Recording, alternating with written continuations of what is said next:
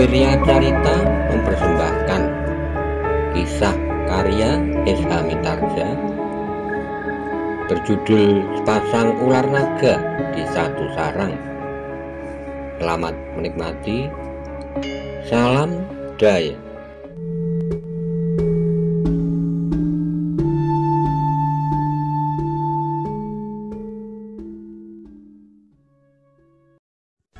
Monggo kula aturi subscribe, like, komen, saha share. Matur nuwun.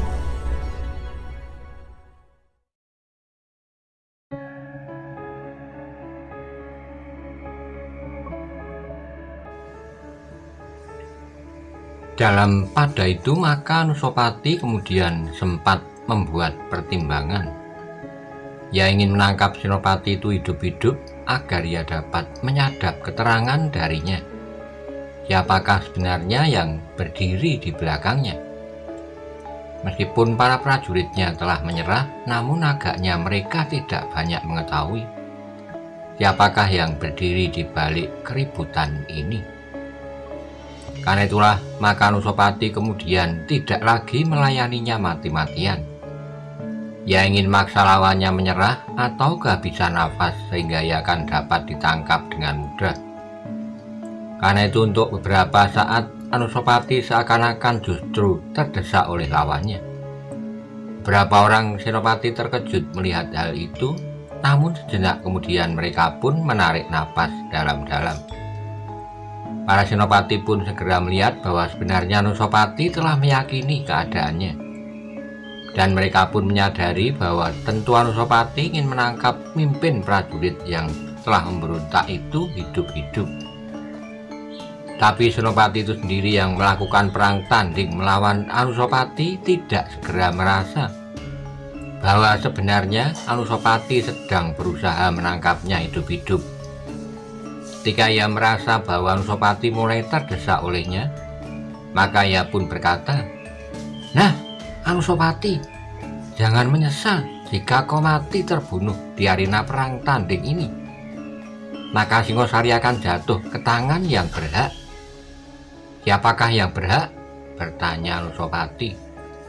Hampir saja mulut Senopati itu mengucapkan sebuah nama. Tapi untunglah bahwa ia segera menyadari kekeliruannya. Maka jawabnya, "Sayang, bahwa kau tidak pantas mendengar namanya. Jangan menyesal." Anusapati tidak bertanya lagi. Ia masih saja sekedar bertahan dan menghindarkan diri dari serangan-serangan lawannya.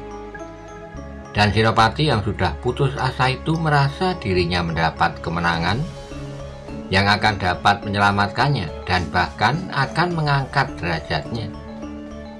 Namun semakin lama terasa nafasnya menjadi semakin terengah-engah. Meskipun rasa-rasanya ia masih saja menekan lawannya yang sama sekali tidak mendapat kesempatan menyerang. Namun tekanannya sama sekali tidak menimbulkan gangguan apapun terhadap Anusapati.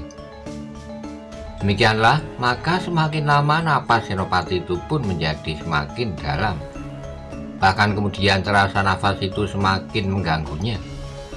Namun demikian ia masih saja tidak berhasil melakukan serangan yang berbahaya dan apalagi melumpuhkan lawannya. Akhirnya Senopati itu mulai curiga terhadap perkelahian itu. Sedikit demi sedikit ia merasa bahwa keadaan perkelahian itu agak aneh baginya. Meskipun ia selalu berhasil mendesak dan tidak memberi kesempatan pada Anusapati, namun Anusapati rasa-rasanya masih saja tetap segar dan melakukan perlawanan dengan tangkasnya. Senopati yang hampir kehabisan napas itu pun akhirnya merasa sepenuhnya bahwa perlawanannya sebenarnya adalah sia-sia saja. Ia kemudian menyadari bahwa Anusapati memang tidak bertempur sepenuh kemampuannya dan dengan segera berusaha mengalahkannya. Ia sadar bahwa selama itu agaknya Anusapati membiarkannya berlompatan, berputar dan bertempur seorang diri. Itulah sebenarnya akhirnya nafasnya bagaikan terputus di kerongkongan. Meskipun demikian, rasa-rasanya tidak mungkin lagi baginya untuk menyerah. Karena itu maka ia pun berusaha untuk tetap bertempur terus, apapun yang akan terjadi, bahkan sampai napasnya putus sama sekali. Tetapi ternyata bahwa kemampuannya memang terbatas. Sampai pada saatnya tenaganya rasa-rasanya telah terkuras habis. Bahkan apabila ia mengayunkan pedangnya, maka ia akan terseret sendiri oleh ayunan pedang itu, sehingga terhuyung-huyung.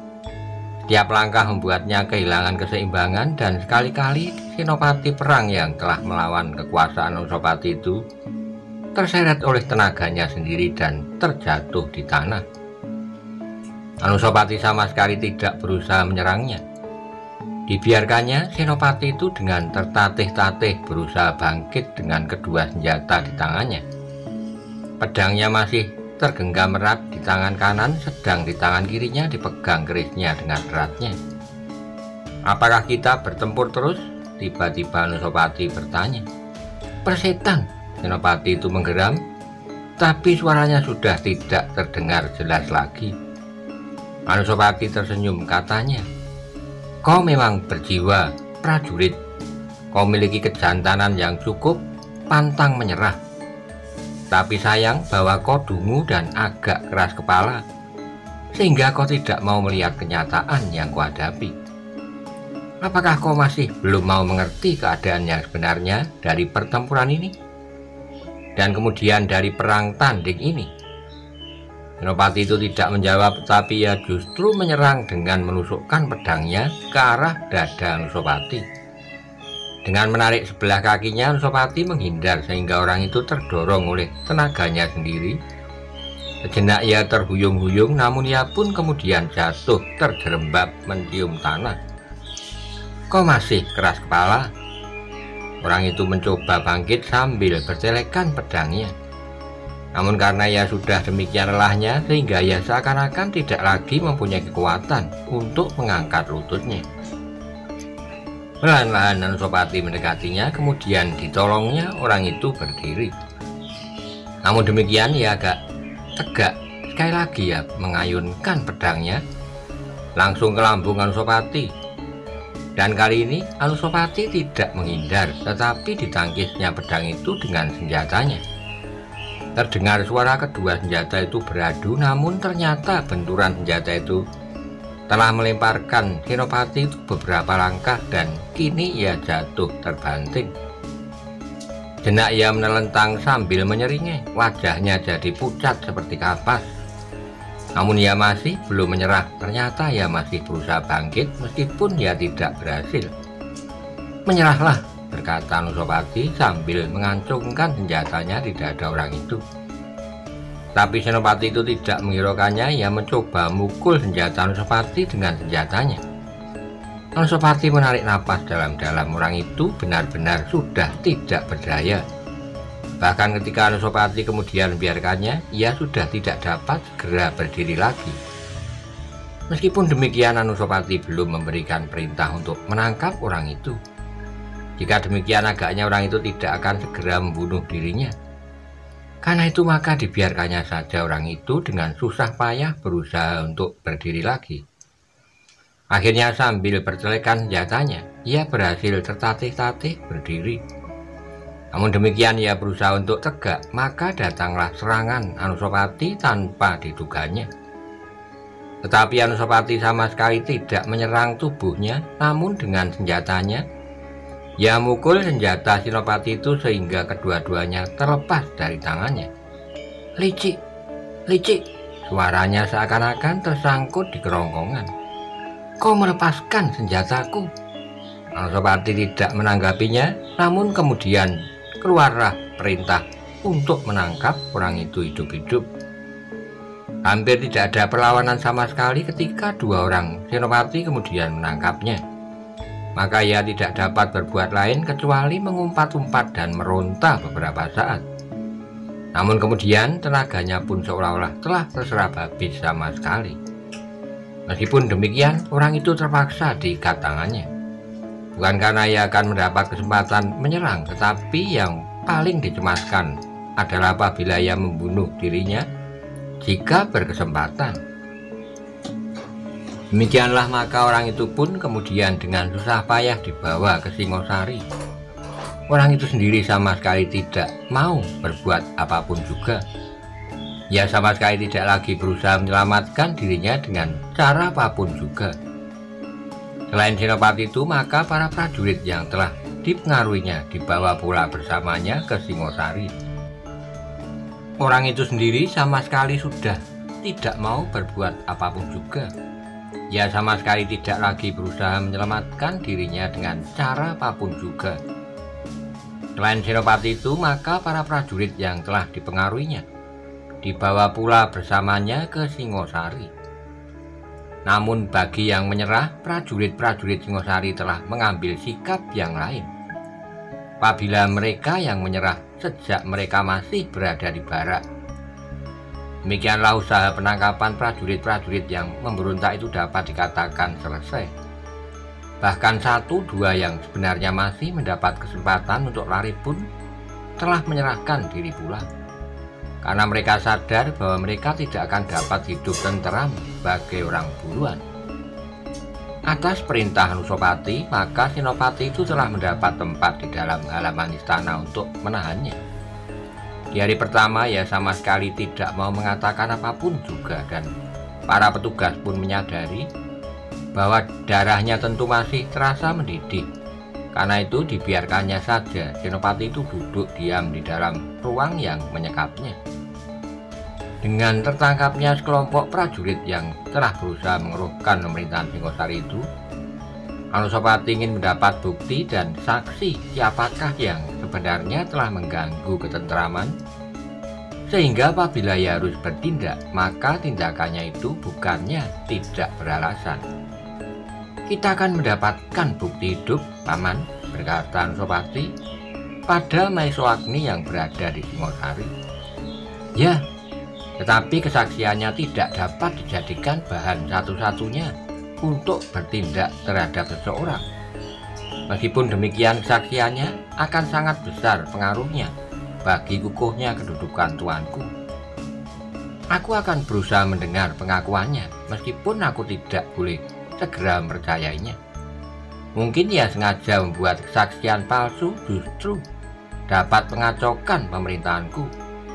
Tuanku benar, dan apabila tidak berkeberatan dan diperkenankan, biarlah hamba ikut mendengarkan pengakuan itu. Tentu tidak, Paman. Aku mengharap Paman mendengarkan kesaksiannya. Dan aku pun mengharap Paman Witantro Mahindro dan Kudo Sempono akan ikut mempertimbangkan pengakuannya. Paman dapat memberitahukan pengakuan itu kepada mereka dan mendengarkan apakah yang mereka katakan tentang pengakuan itu. Hamba akan menghadap di dalam pemeriksaan itu kelak. Biarlah orang itu mendapat kesempatan merenungi dirinya sendiri lebih dahulu. Mudah-mudahan ia menyesal. Mudah-mudahan, ulang Maisoagni. Demikianlah maka hari itu Senopati yang telah memberontak itu dibiarkannya saja di dalam ruang tahanannya. Di sebelah Senopati itu dipisahkan oleh sekat yang tebal adalah tempat untuk menahan para perwira di dalam kelompok itu, yang barangkali juga mengetahui serba sedikit tentang usaha pengkhianatan yang mereka lakukan. Sedangkan para prajurit yang dianggap tidak berbuat banyak kesalahan itu ditahan di luar halaman istana, dan mereka akan segera mendapat keputusan keringanan hukuman atas kesalahan mereka. Bahkan ada di antara mereka yang sama sekali tidak mengerti apakah sebenarnya yang telah dilakukan. Besok siang aku akan bertemu dengan Senopati itu, berkata Anusapati pada seorang perwira yang bertugas menjaga Senopati yang memberontak itu. Hamba tuanku, mudah-mudahan besok siang Senopati itu sudah dapat mengendapkan perasaannya dan menemukan dirinya sebagai seorang prajurit Singosari. Anusapati mengangguk-anggukkan kepalanya. Ia memang mengharap bahwa segera ada kesaksian yang dapat dipakainya bagi landasan untuk bertindak lebih jauh, meskipun ia masih harus selalu berhati-hati. 3 malam kemudian menyelimuti Singosari. Rasa-rasanya hati Anusapati masih saja selalu terganggu. Ia ingin segera mendengar keterangan dari mulut Senopati itu. Seakan-akan ia tidak dapat bersabar menunggu sampai besok. Tapi Anusapati harus mengekang dirinya. Ia harus menunggu sampai besok seperti yang sudah dikatakannya sendiri. Namun dengan demikian hampir semalam suntuk ia tidak dapat tertidur. Jika sekilas ia terlena maka ia pun segera diganggu oleh mimpi yang mengejutkan. Rasa-rasanya aku meninggalkan seorang bayi di tepi telaga, berkata Anusapati di dalam hatinya. Ketika ia mendengar suara burung hantu di kejauhan, hatinya menjadi berdebar-debar. Seolah-olah ia mendengar keluh yang memelas dari beberapa orang yang tidak dikenalnya. Aku telah dipengaruhi oleh perasaan yang terlepas dari kata nalar, berkata Anusapati. Seharusnya aku dapat tidur nyenyak malam ini setelah sekelompok prajurit itu berhasil ditangkap. Malam ini tidak akan ada lagi tindakan-tindakan tercela yang dengan sengaja memancing kekeruan di dalam pemerintahanku. Meskipun demikian ia tidak berhasil mengusir kegelisahannya. Seakan-akan memang ada sesuatu yang terjadi. Itulah sebabnya Anusapati keluar dari peraduannya dan hampir di luar sadarnya ia pun pergi ke tempat Senopati itu ditahan. 3 orang pengawalnya menjadi heran ketika Anusapati turun dari bangsanya. Maka para pengawal itu pun menganggukkan kepalanya sambil berkata, "Ampun tuanku, baiknya tuanku merintahkan hamba untuk melakukan yang tuanku kehendaki." Anusapati mandang para pengawal itu sejenak, namun katanya kemudian, "Aku akan berjalan-jalan di halaman. Rasa-rasanya malam panas sekali." Para pengawal itu saling berpandangan sejenak. Salah seorang kemudian berkata, "Apakah ada perintah bagi hamba?" Anusapati memandang pengawal itu sejenak lalu, "Ikuti aku." Ketika pengawal itu pun kemudian mengikutinya, Anusapati pun sadar bahwa ia tidak dapat menolak pengawalnya ketika ia masih menjadi seorang pangeran pati. Ia tidak pernah memerlukan pengawal. Memang agak berbeda dengan Tohjoyo.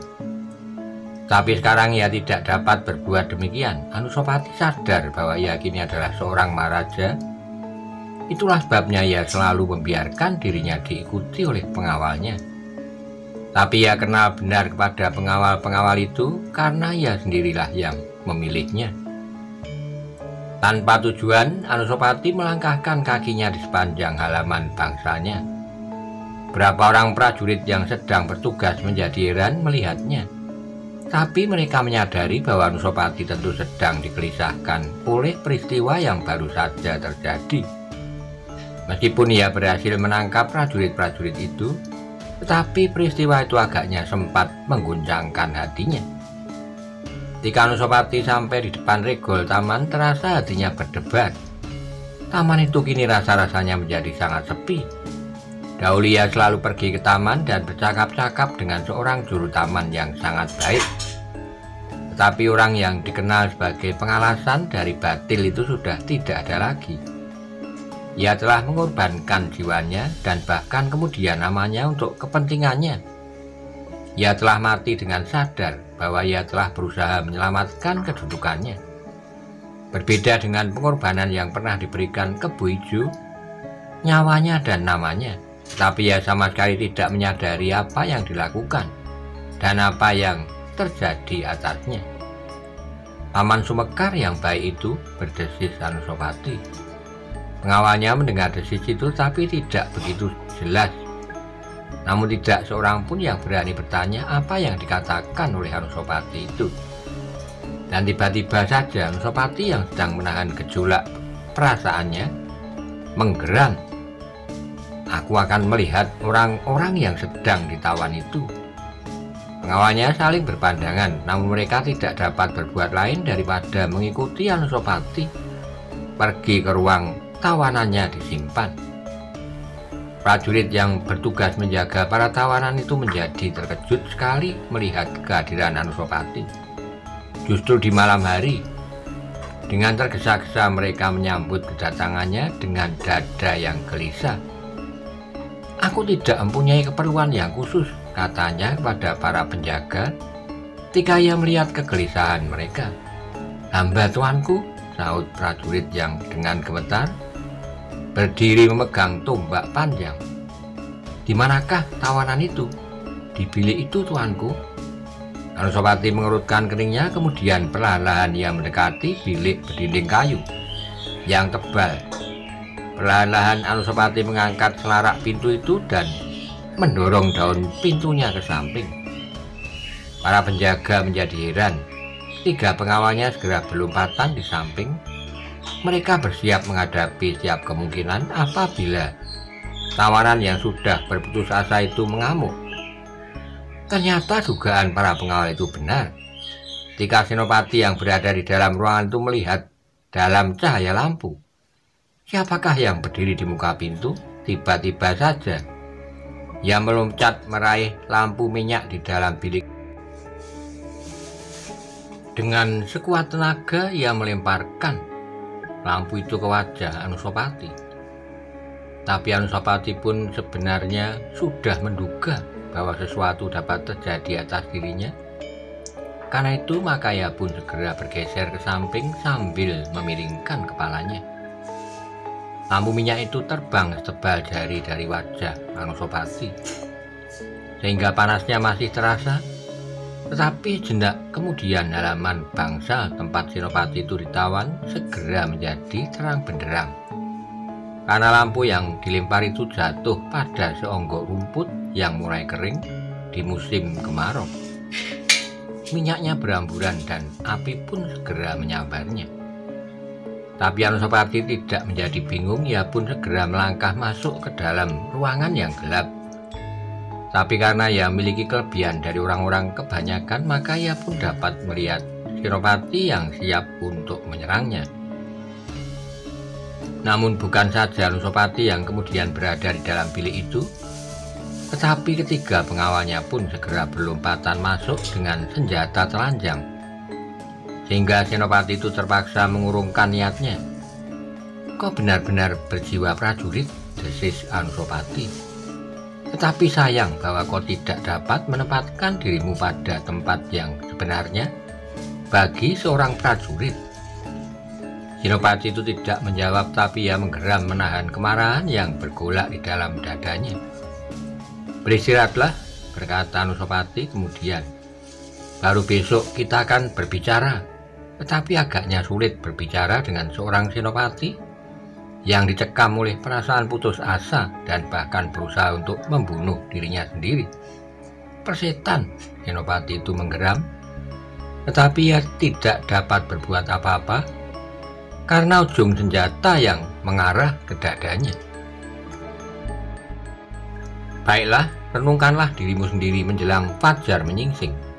Mudah-mudahan engkau menemukan jalan yang jernih."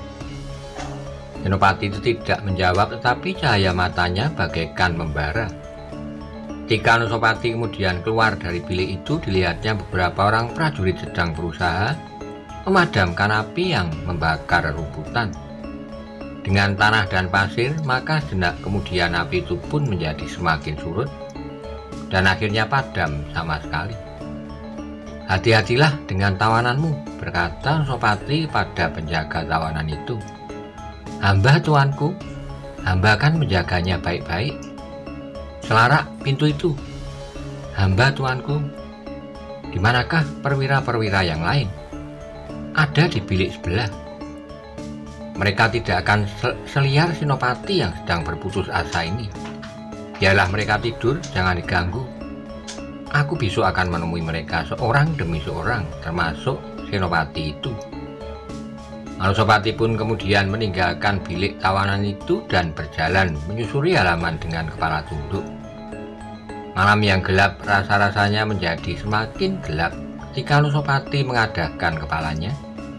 Dilihatnya bintang gemintang gemerlapan di langit yang biru hitam. Sambil menarik napas dalam-dalam, Anusapati bergumam, "Bintang gubuk penceng telah menjadi semakin condong. Hamba tuanku, bintang gubuk penceng sudah condong ke barat. Sebentar lagi fajar akan menyingsing. Hamba tuanku." Anusapati tidak berbicara lagi, ia pun kemudian memasuki bangsanya kembali. Pada para pengawalnya, ia berkata, "Kalian dapat beristirahat, biarlah para penjaga bangsa itu menggantikan tugasmu." "Hamba, tuanku," jawab mereka hampir berbareng sambil menganggukkan kepalanya. Ketika Anusapati sudah di balik pintu, maka ketiga pengawal itu pun menarik napas dalam-dalam. "Aku rasa jarang sekali seorang raja yang bertingkah laku seperti tuanku Anusapati," desis salah seorang dari mereka. "Mengapa?" bertanya yang lain. "Tuanku Anusapati yang pernah menyebut dirinya atau katakanlah disebut orang sebagai Ksatria Putih itu masih saja ingin menangani berbagai masalah langsung dengan tangannya sendiri." Kawannya mengangguk-anggukkan kepalanya, katanya, "Sebenarnya itu sangat berbahaya bagi seorang maharaja. Mungkin hal itu tidak terlampau terasa selagi tuanku Anusapati masih seorang pangeran pati. Tapi seharusnya ia dapat mengendalikan dirinya sedikit selagi ia sudah menjadi seorang maharaja. Karena jika terjadi sesuatu, maka akibatnya akan terasa di seluruh negeri." Kawan-kawannya mengangguk-anggukkan kepalanya. Salah seorang dari mereka berkata, "Kita akan beristirahat di gardu, biarlah para pengawal bangsal ini bertugas sampai fajar." Kawan-kawannya pun menganggukkan kepalanya dan mereka pun kemudian berbaring di gardu di depan regol.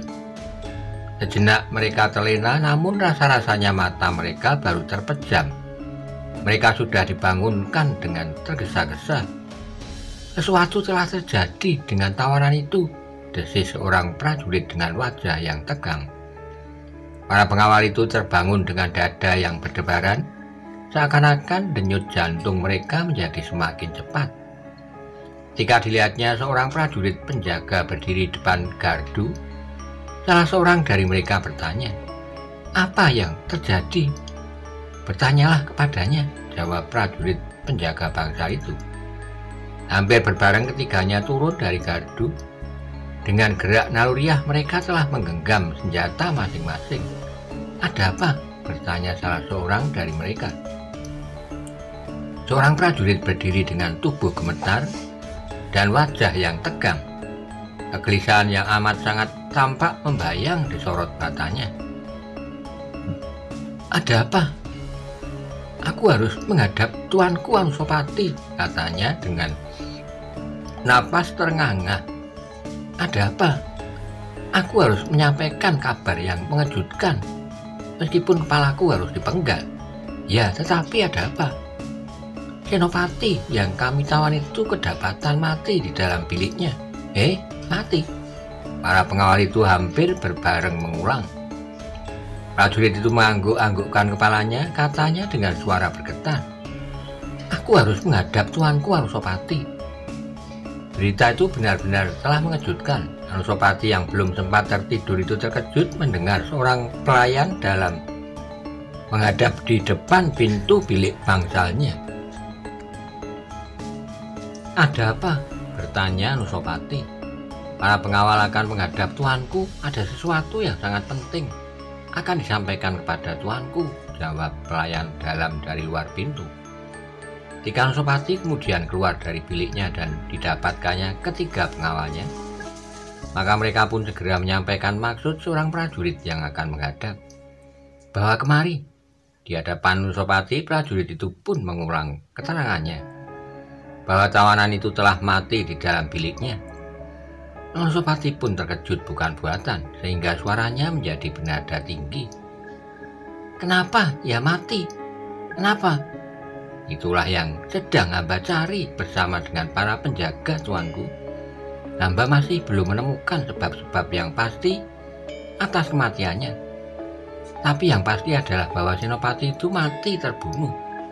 Bukan karena bunuh diri atau dicekam oleh penyakit yang aneh. Dibunuh. Bagaimana mungkin?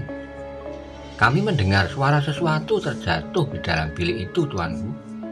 Jika kami membuka pintu, kami menemukan Senopati itu sudah mati. Sedang atap bilik itu terbuka sedikit. Terasa sesuatu menghentak dada Anusapati dengan serta-merta ia berkata sambil berdiri. "Aku akan berkemas kita pergi sebentar melihat tempat itu." Anuswati pun kemudian masuk ke dalam biliknya. Sejenak ia membenahi pakaiannya dan menyambar sebilah keris yang tergantung di atas pembaringannya.